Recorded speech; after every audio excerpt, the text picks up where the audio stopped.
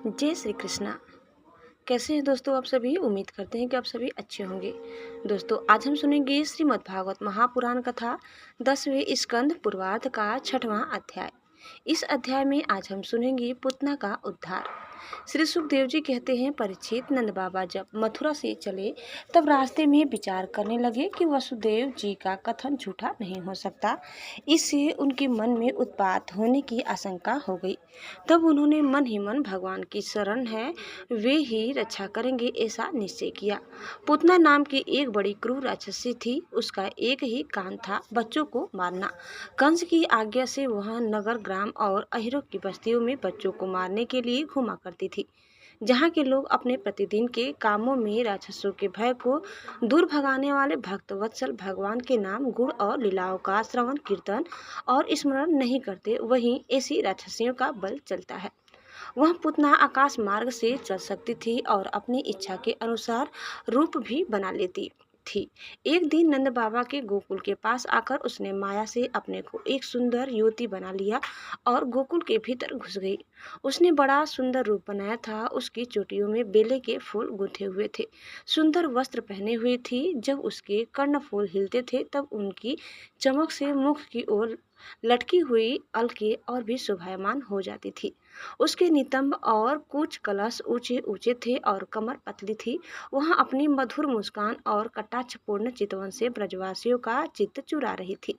उस रूपवती रमणी को हाथ में कमल लेकर आते देख गोपियां ऐसी उत्प्रेक्षा करने लगी मानो स्वयं लक्ष्मी जी अपने पति का दर्शन करने के लिए आ रही हैं।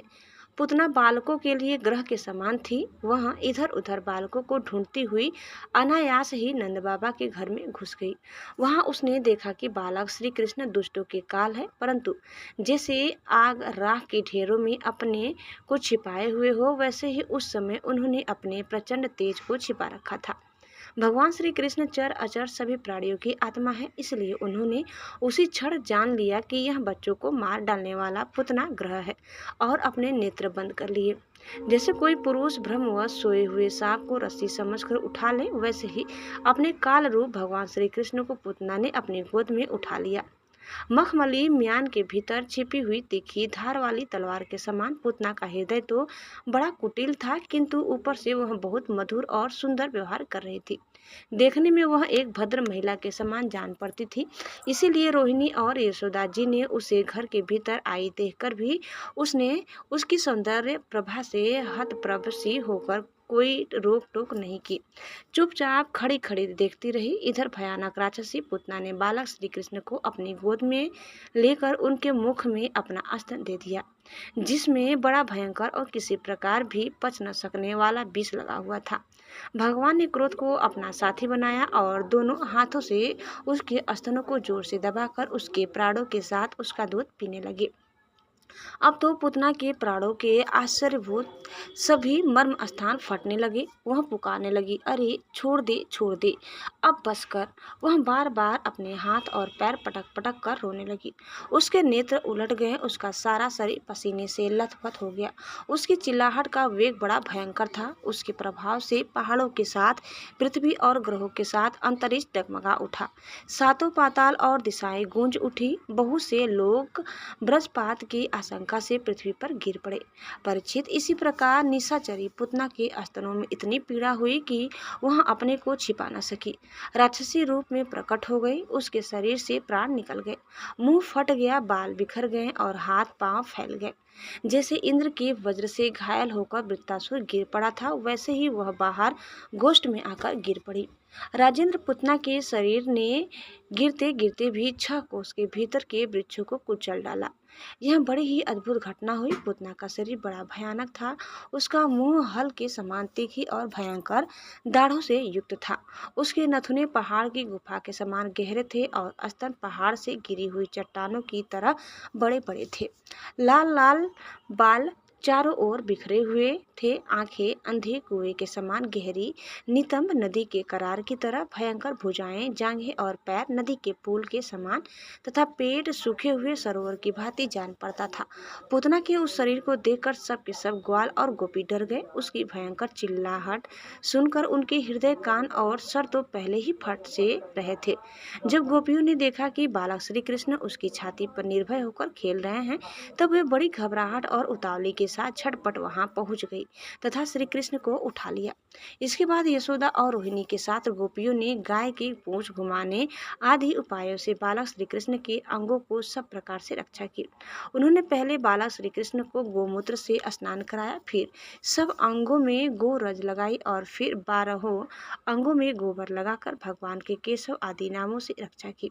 इसके बाद गोपियों ने आचमन करके अज आदि 11 बीज मंत्रों से अपने शरीर में अलग अलग अगन्यास एवं करन्यास किया और फिर बालक के अंगों में बीजन्यास किया। वे कहने लगी, अजन्मा भगवान तेरे पैरों की रक्षा करे, मणिमान घुटनों की, यज्ञ पुरुष जांघों की, अच्युत कमर की, हयग्रीव पेट की, केशव हृदय की, इस वक्ष स्थल की, सूर्य कंठ की, विष्णु बाहों की, उरु क्रम मुख की और ईश्वर सिर की रक्षा करे। चक्रधर भगवान रक्षा के लिए तेरे आगे रहे, गदाधारी श्रीहरि पीछे क्रमशः धनुष और खड़ग धारण करने वाले भगवान मधुसूदन और अजन दोनों बगल में शंखधारी, उरुगाय चारों कोनों में, उपेंद्र ऊपर, हलधर पृथ्वी पर और भगवान परम पुरुष तेरे सब ओर रक्षा के लिए रहे। हरिकेश भगवान इंद्रियों की और नारायण प्राणों की रक्षा करे। श्वेत द्वीप के अधिपति चित्त की और योगेश्वर मन की रक्षा करे। प्रूनिर्स गर्भ तेरी बुद्धि और परमात्मा भगवान तेरे अहंकार की रक्षा करे। खेलते समय गोविंद रक्षा करे, सोते समय माधव रक्षा करे, चलते समय श्रीपति तेरी रक्षा करे, भोजन के समय समस्त ग्रहों को भयभीत करने वाले यज्ञ भोक्ता भगवान तेरी रक्षा करे। डाकिनी, राक्षसी और कुष्मांडा आदि बालग्रह, भूत प्रेत, पिचास, यक्ष, राक्षस और विनायक, कोटरा, रेवती, ज्येष्ठा, पुतना, मातृका आदि शरीर, प्राण तथा इंद्रियों का नाश करने वाले उन्माद एवं अपस्मार आदि रोग, स्वप्न में देखे हुए महान उत्पाद, गृह और बाल गृह आदि ये सभी अनिष्ट विष्णु का नाम उच्चारण करने से भयभीत होकर नष्ट हो जाएं। श्री सुखदेव जी कहते हैं, परीक्षित, इस प्रकार गोपियों ने प्रेम पास में बंधकर भगवान श्री कृष्ण की रक्षा की। माता यशोदा ने अपने पुत्र को स्तन पिलाया और फिर पालने पर सुला दिया। इसी समय नंद बाबा और उनके साथी गोप मथुरा से गोकुल में पहुंचे। जब उन्होंने पुतना का भयंकर शरीर देखा तब वे आश्चर्यचकित हो गए। वे कहने लगे, यह तो बड़े आश्चर्य की बात है। अवश्य ही वसुदेव के रूप में किसी ऋषि ने जन्म ग्रहण किया है, अथवा संभव है वसुदेव जी पुनर्जन्म में कोई योगेश्वर हो रहे हों, क्योंकि उन्होंने जैसा कहा था वैसा ही उत्पात यहाँ देखने में आ रहा है। तब तक ब्रजवासियों ने कुल्हाड़ी से पुतना के शरीर को टुकड़े टुकड़े कर डाला और गोकुल से दूर ले जाकर लकड़ियों पर रखकर जला दिया। जब उसका शरीर जलने लगा तब उसमें से ऐसा धुआं निकला जिसमें से अगर की सी सुगंध आ रही थी। क्यों न हो, भगवान ने जो उसका दूध पी लिया था, जिससे उसके सारे पाप तत्काल ही नष्ट हो गए थे। पुतना एक राक्षसी थी। लोगों के बच्चों को मार डालना और उनका खून पी जाना, यही उसका काम था। भगवान को भी उसने मार डालने की इच्छा से ही स्तन पिलाया था, फिर भी उसे वह परम गति मिली जो सत्पुरुषों को मिलती है। ऐसी स्थिति में जो परम ब्रह्मा परमात्मा भगवान श्री कृष्ण को श्रद्धा और भक्ति से माता के समान अनुराग पूर्वक अपनी प्रिय से प्रिय वस्तु और उनको प्रिय लगने वाली वस्तु समर्पित करते हैं, उनके संबंध में तो कहना ही क्या। भगवान के चरण कमल सबके वंदनीय, ब्रह्मा शंकर आदि देवताओं के द्वारा भी वंदित है। वे भक्तों के हृदय की पूंजी है। उन्हीं चरणों से भगवान ने पुतना का शरीर दबाकर उसका स्तनपान किया था। माना कि वह राक्षसी थी, परंतु उसे उत्तम से उत्तम गति जो माता को मिलनी चाहिए प्राप्त हुई। फिर जिनके स्तन का दूध भगवान ने बड़े प्रेम से पिया, उन गौओं और माताओं की बात ही क्या है। परीक्षित, देवकीनंदन भगवान कैवल्य आदि सब प्रकार की मुक्ति और सब कुछ देने वाले हैं। उन्होंने ब्रज की गोपी और गौओं का वह दूध जो भगवान के प्रति पुत्र भाव होने से वात्सल्य स्नेह की अधिकता के कारण स्वयं ही झरता रहता था, भरपेट पान किया। राजन, वे गौवें और गोपियां जो नित्य निरंतर भगवान श्री कृष्ण को अपने पुत्र के ही रूप में देखती थी, फिर जन्म मृत्यु रूप संसार के चक्र में कभी नहीं पड़ सकती, क्योंकि यह संसार तो अज्ञान के कारण ही है।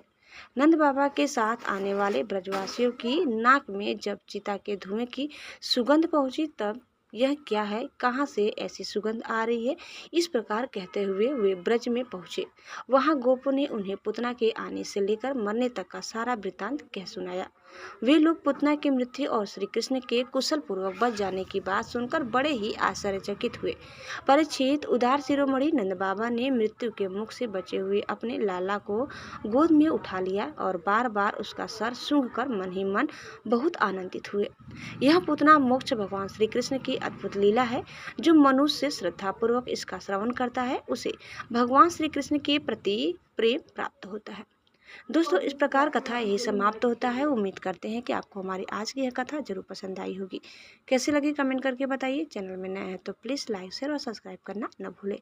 धन्यवाद। जय श्री कृष्णा, जय श्री मन नारायण। एक बार प्रेम से बोलिए श्री बांके बिहारी लाल की जय।